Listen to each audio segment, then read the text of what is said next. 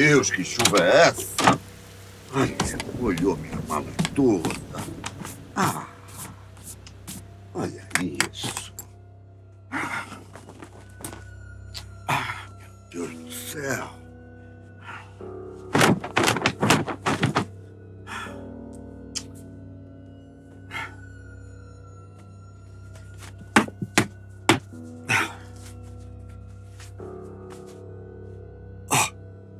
Você estava aí?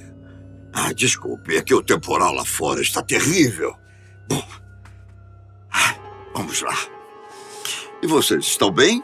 Vieram para um café? Mas eu cheguei agora, então não dá tempo de fazer café, não é verdade? Senão vamos levar um tempão imenso até aquela água esquentar. Vocês estão assistindo a Copa do Mundo? É? Eu não estou tendo oportunidade. Mas é o maior evento esportivo do planeta, não é? Isso é. E é um sinônimo de muita alegria. Mas você sabia que para uma parcela dos colombianos a Copa do Mundo traz algumas lembranças tristes?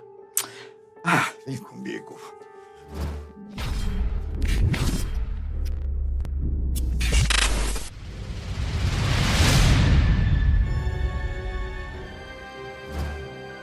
Você já ouviu falar de um cara chamado Andrés Escobar? Não? Bom, ele não tinha relação alguma com o terrível narcotraficante Pablo Escobar. Apaga isso. Mas ele supostamente morreu nas mãos de criminosos que o puniram pelo simples fato de ter cometido um erro na Copa do Mundo.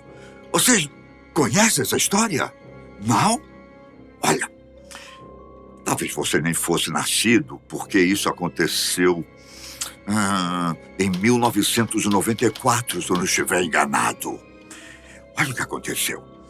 Andrés Escobar fez um gol contra que tirou a seleção colombiana da Copa do Mundo. Bom, até aqui tudo bem. Todo jogador comete um erro. É um erro na carreira, não é isso? Tem gente que comete muito mais. Bom, o problema é que dias depois, Andrés foi brutalmente assassinado no estacionamento de uma discoteca. Olha só. Quem matou Andrés Escobar? Essa é uma pergunta que os maiores investigadores do mundo tentam responder há muito tempo. Bom, eu tenho umas suposições.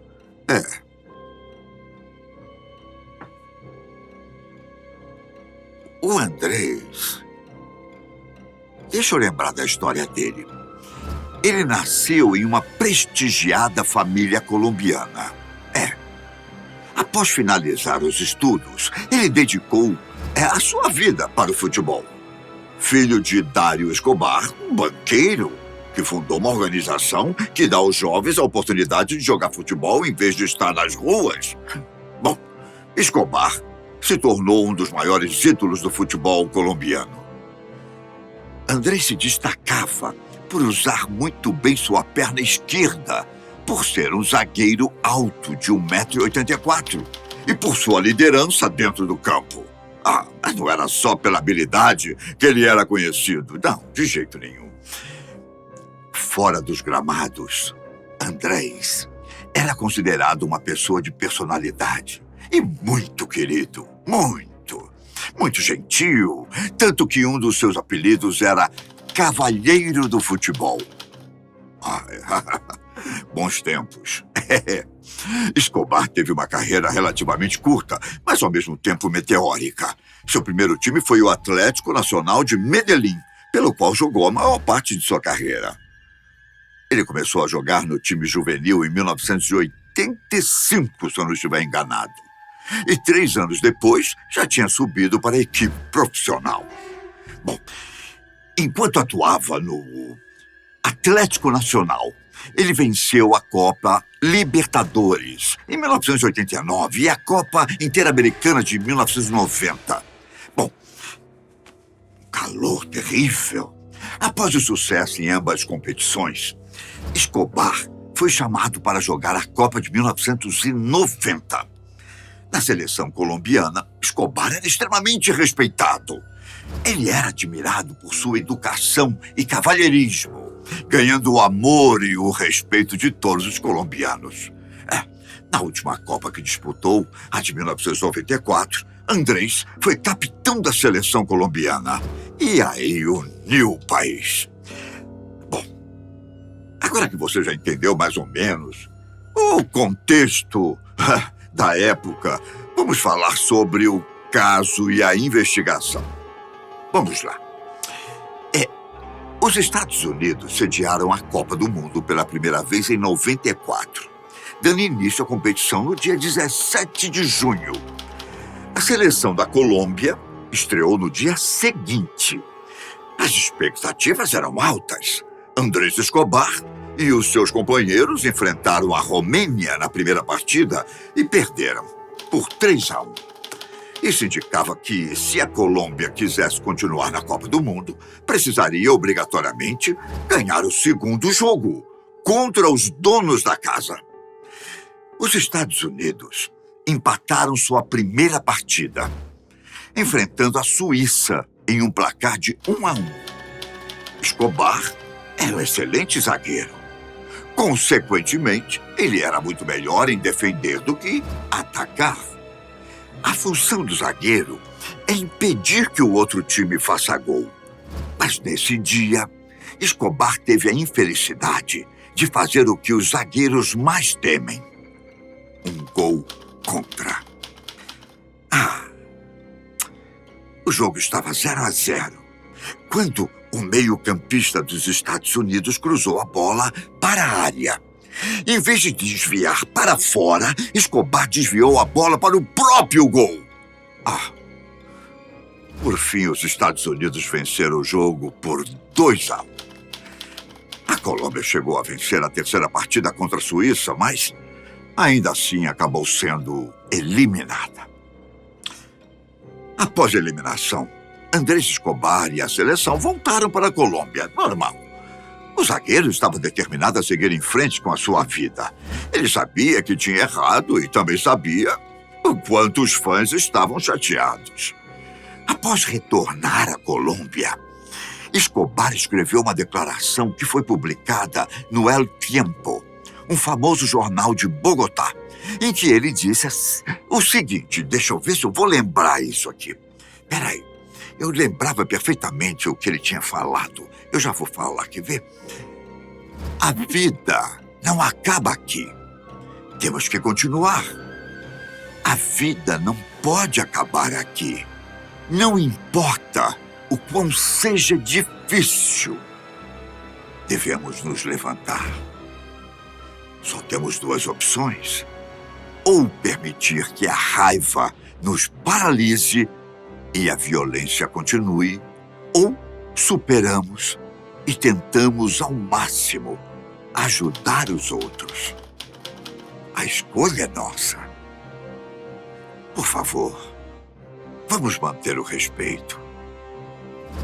Meus melhores cumprimentos a todos. Em breve nos veremos novamente, porque a vida não acaba aqui. Mal sabia Andrés Escobar que sim, sua vida acabaria ali. Não no exato momento em que a Colômbia foi eliminada da Copa, mas cerca de 10 dias depois. A torcida colombiana estava dividida.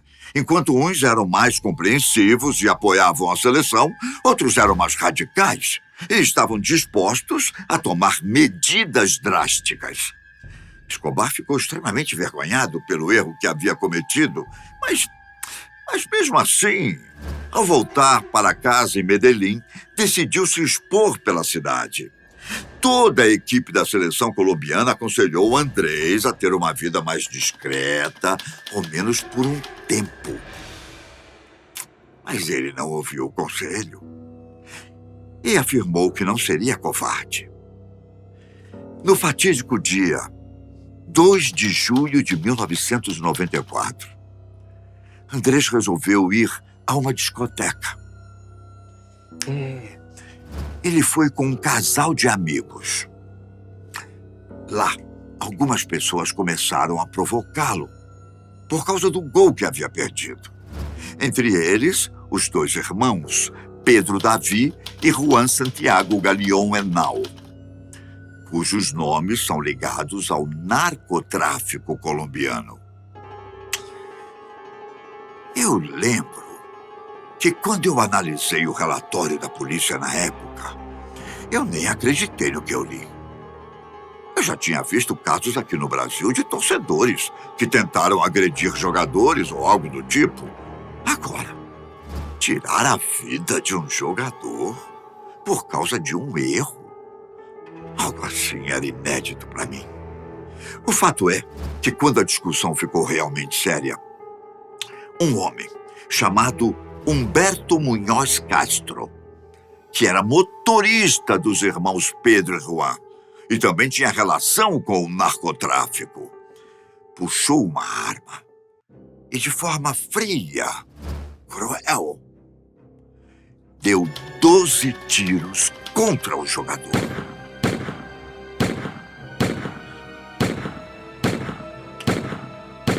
Humberto Munhoz Castro. Ele foi preso pela polícia e acabou condenado a 43 anos de prisão. Mas sabe quanto tempo ele cumpriu? 11 anos. Após os quais foi libertado por bom comportamento. Mesmo assim, o crime nunca foi 100% solucionado. Mas aí você vai dizer, mas Bira, você tinha dito que esse caso era um verdadeiro mistério. Mas como? Esse caso pode ser misterioso se todo mundo sabe como. Sabe quem foi o assassino. Na verdade, o mistério aqui não é quem matou o Andrés Escobar, mas a motivação do crime. Dificilmente Escobar foi morto por causa de uma discussão na porta de uma discoteca.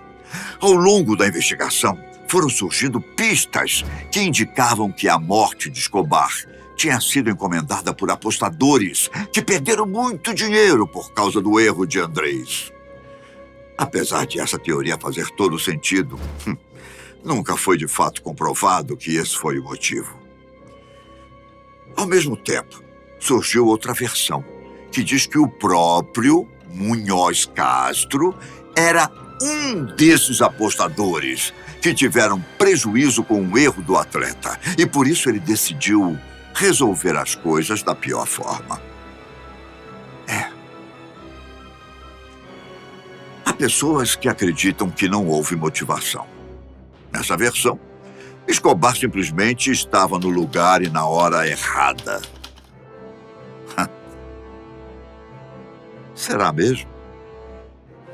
Nessa época, Medellín era uma cidade repleta de violência, principalmente por causa dos cartéis do tráfico de drogas. Talvez Escobar tenha apenas se encontrado com um criminoso que estava em um dia ruim e que decidiu descontar a raiva no jogador. Por fim, temos uma versão que, ao menos para mim, é a que mais faz sentido. Pode ser que os mandantes do assassinato não tinham nenhuma relação com as apostas. A verdade, quem mandou matar Escobar foram traficantes de drogas que estavam enfurecidos com o fato de a Colômbia ter sido desclassificada. Por isso decidiram tirar a vida do suposto culpado, que no caso era Andrés Escobar.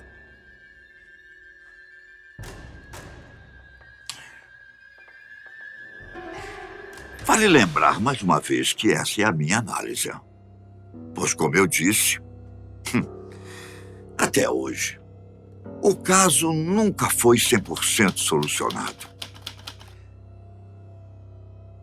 Eu só fico me perguntando, será que Andrés Escobar, será que se ele não tivesse feito aquele gol contra, a história seria diferente? Será que ele estaria vivo atualmente contando histórias sobre a Copa do Mundo? Eu acho que não.